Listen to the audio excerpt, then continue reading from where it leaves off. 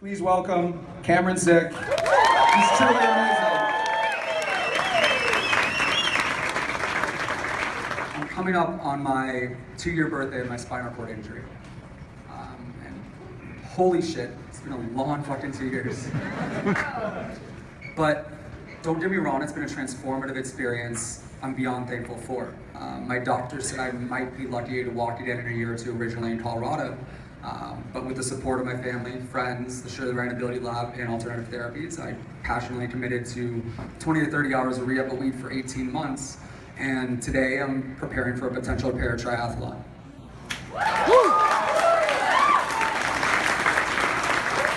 Thank you.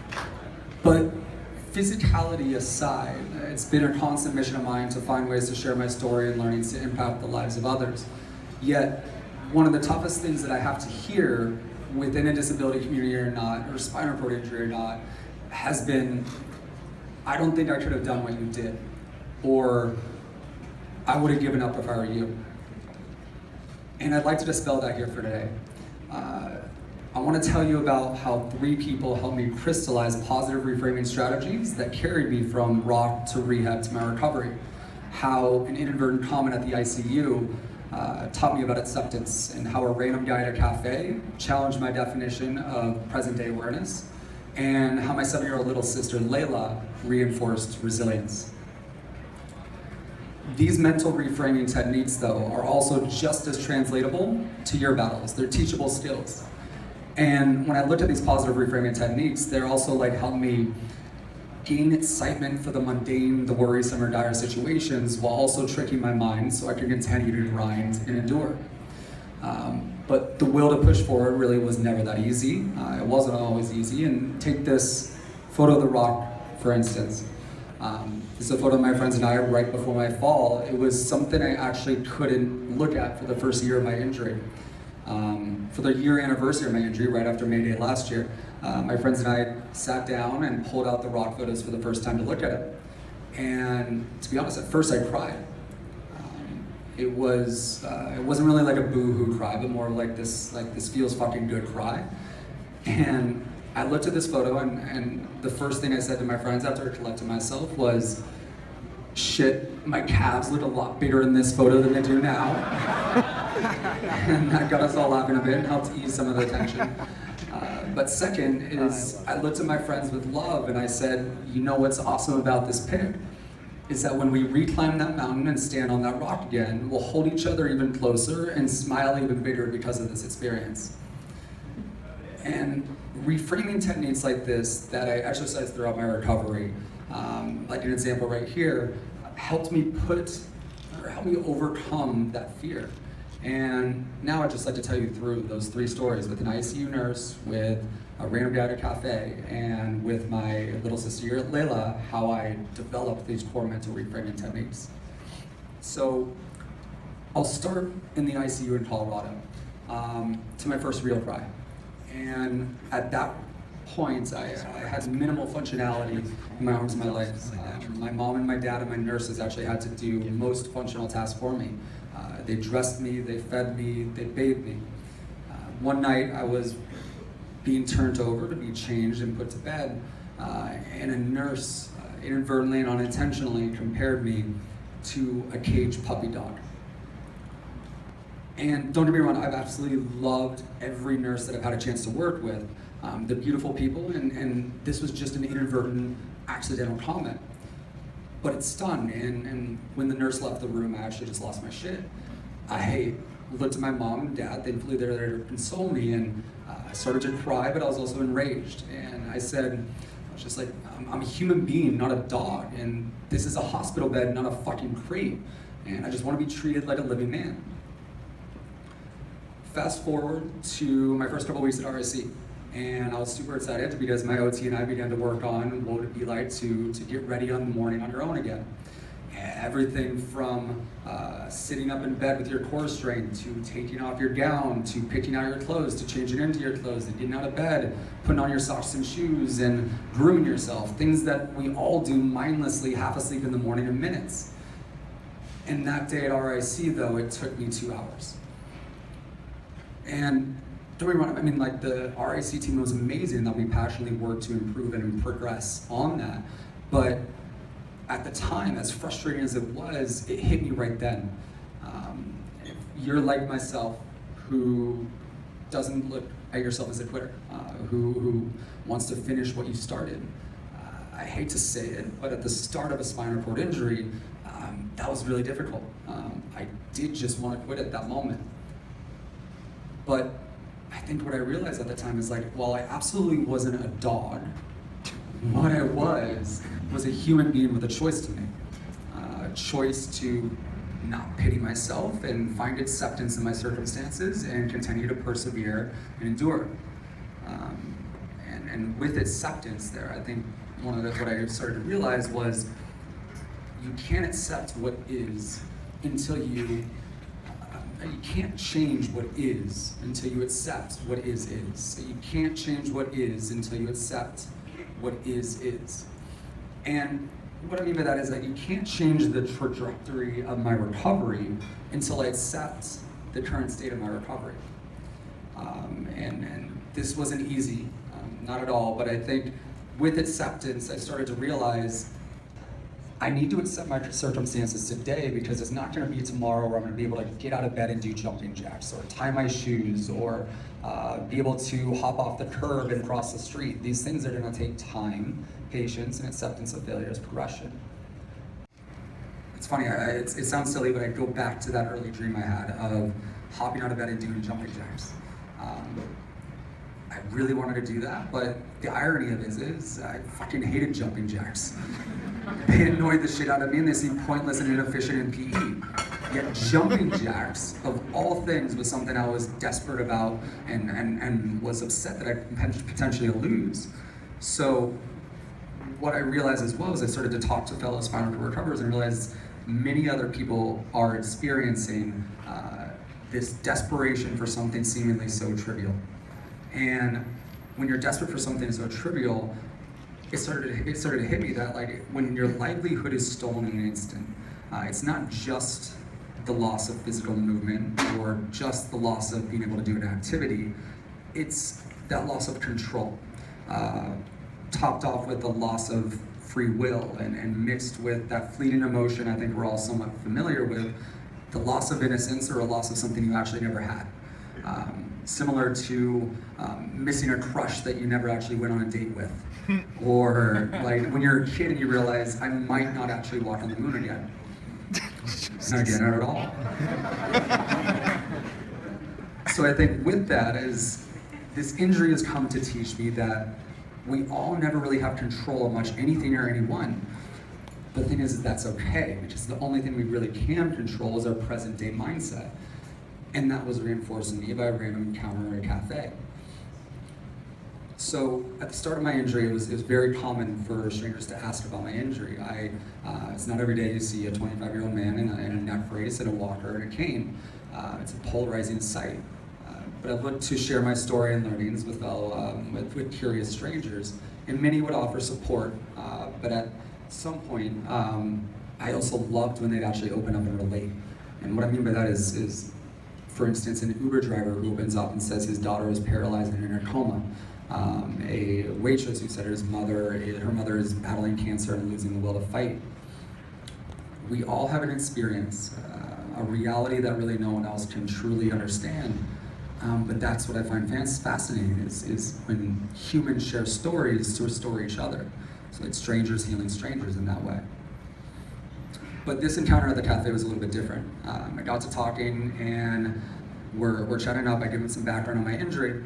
And he asked, so he's like, what's your ultimate goal in rehab? And it's been since day one. I said, my ultimate goal is to climb that mountain and stand on that rock again. It'd be like a full circle goal and like a personal fuck you to the rock. But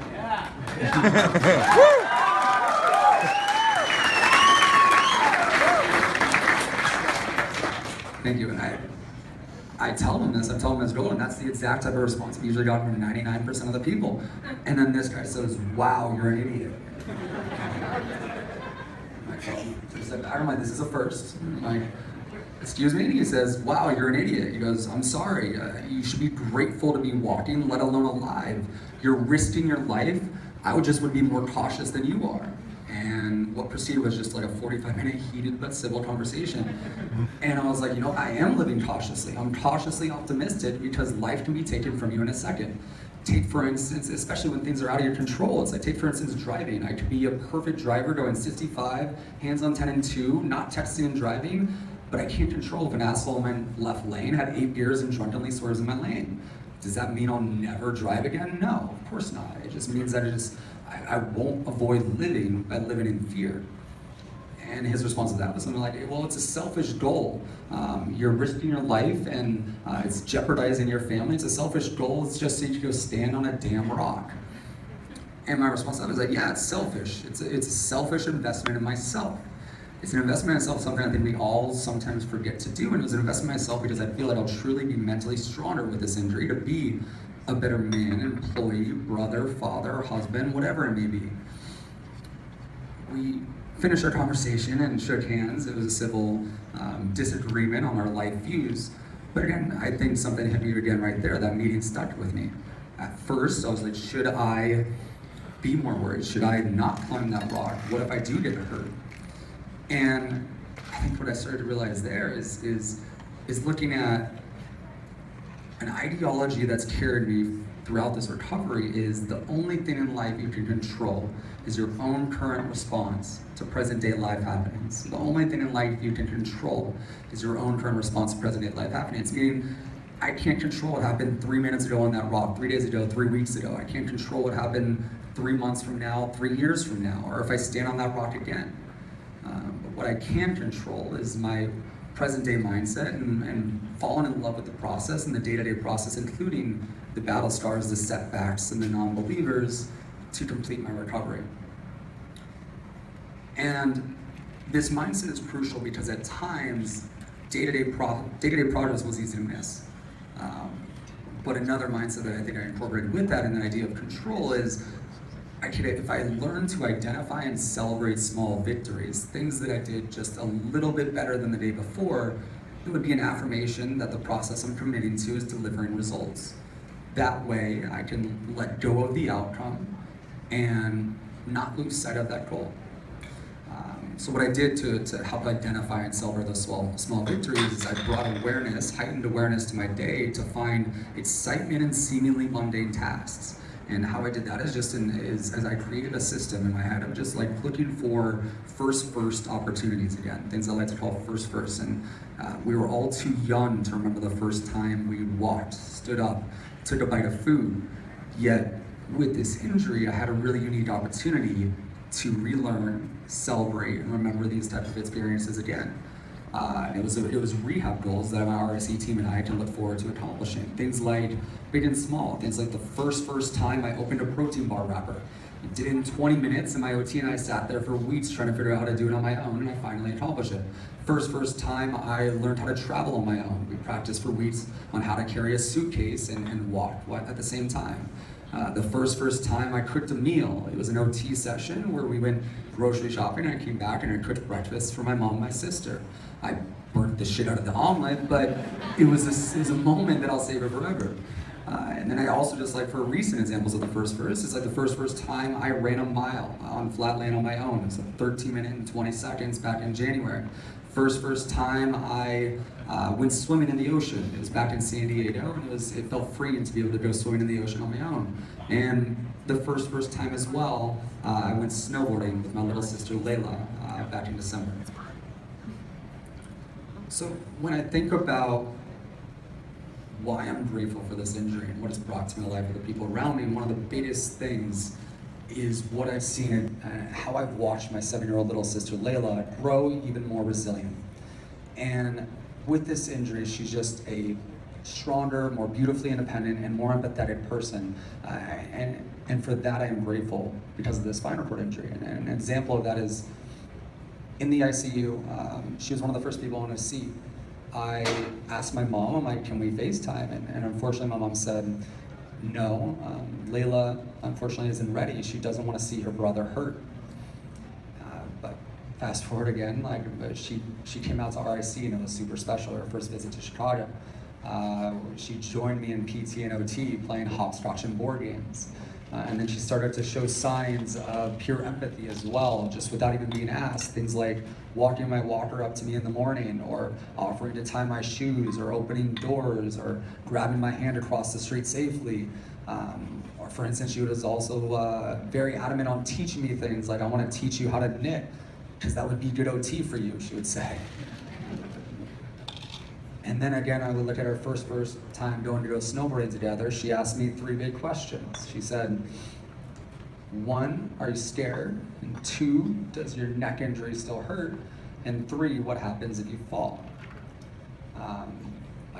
I still can't believe she's 7. She's asking these pretty adult questions. But I looked at those questions and I'm like, she's asking these questions because it's a roundabout way for her to say, you know what, I'm scared, are you scared too? And I tried to answer them with honesty. I was just like, yes, I'm scared, but I'm trusting the process that my rehab teams and I have built to get me ready for this day. And if I do fall, it's okay. I mean, you can't progress without falling. Speaking of falling, I mean, it's just one thing to tell a sister it's okay to fall and get back up again. It's another to eat shit 10 times on a bunny slope right next to her.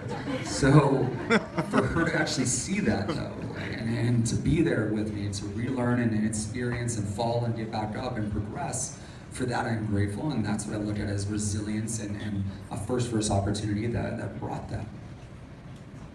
Woo. So with resilience,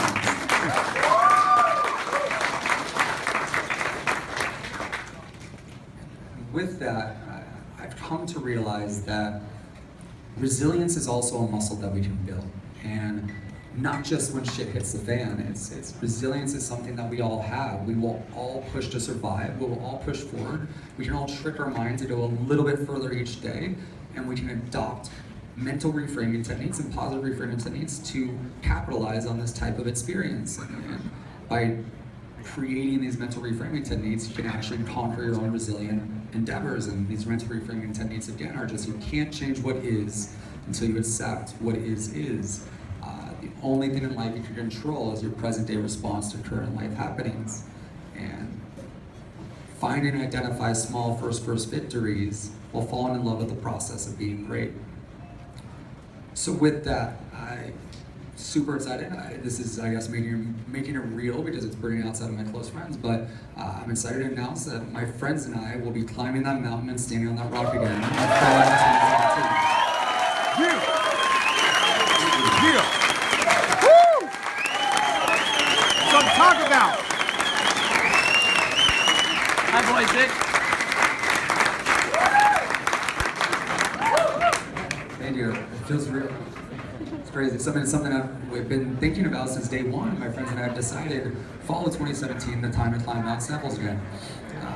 And what I look at is these positive reframing techniques have carried me from rock to rehab to recovery and now back to the rock. But it's one thing, mindset is one thing. You need the right tools to be able to maximize and get the most out of that mindset.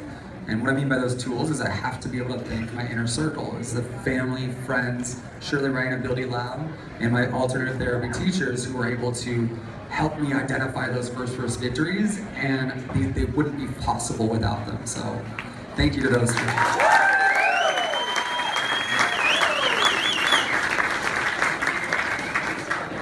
So I'll end here today just like, I'm going back to like what that man in the cafe also asked. He's like, what value does hiking bring to your life anyway? And what I realized with that is like, there's no finish line to a recovery, and happiness isn't just an outcome. Happiness isn't even being able to do jumping jacks. Instead, happiness is the journey, the mundane, the battle stars, the setbacks on your way leading up to that climb. And I'm humbled that my ultimate goal of climbing this mountain can provide hope and vigor to you and many others as well. But when I look at these, but if you're able to channel these positive reframing techniques that combine acceptance, present day awareness, and resilience, I'm confident that you can conquer your respective mountains and say fuck it to your doubters as well. Cheers. Thank you for letting me share this story. And for raising the capital funds. Have an awesome day. Wow. hard to follow up with that, but and we hope you guys enjoyed the final and 5th May Day. Thank you guys very much. Shoulders are burning, ready for a beer, but that was a fucking great speech.